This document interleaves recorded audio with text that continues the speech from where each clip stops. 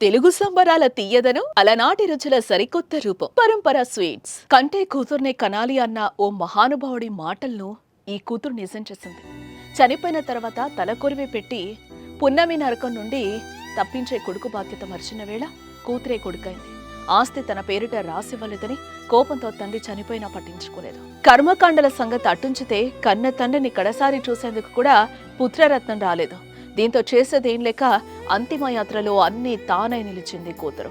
ఈ హృదయ విదారకర ఘటన ఉమ్మడి మహబూబ్ నగర్ జిల్లాలో చోటేసుకుంది.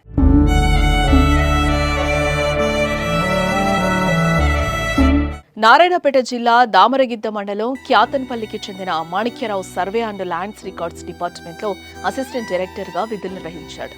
మాణిక్యరావు దంపతులకు ఒక కుమారుడు, ఇద్దరు కూతుళ్లు. అందరి వివాహాలు జరిపించాడు.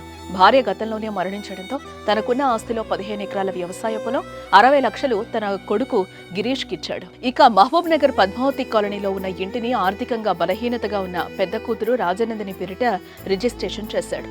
ఇదిలా ఉంటే ఇంటిలో బిడ్డల సంరక్షణలో ఉన్న మాణిక్యరావు అనారోగ్యానికి గురై మంగళవారం రాత్రి మృతి చెందాడు. అయితే ఇదే విషయాన్ని హైదరాబాద్ లో ఉన్న కుమారుడు గిరీష్ కు తెలియచేశారు. అయితే తండ్రి అంత్యక్రియలకు వచ్చేందుకు కుమారుడు అంగీకరించలేదు.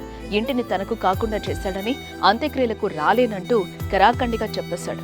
అయితే ఆ ఇంటిని ముగ్గురం సమానంగా తీసుకుందామని, నాన్న అంత్యక్రియలకు రావాలంటూ సోదరీమణులు ఎంత బ్రతిమలాడినా అతని గుండె కరగలేదు. దీంతో చేసేదేం లేక మాణిక్యరావు చిన్న కూతురు రఘునందిని అంతిమ యాత్రలో ముందుండి నడిచారు. తండ్రికి తలకొరివి పెట్టి అన్నీ తానే నిలిచింది. ఇదిలా ఉంటే తండ్రిపై మమకారం కన్నా ఆస్తికే ప్రాధాన్యతనిచ్చిన కొడుకు పట్ల సర్వత్రా విమర్శలు వ్యక్తమవుతున్నాయి.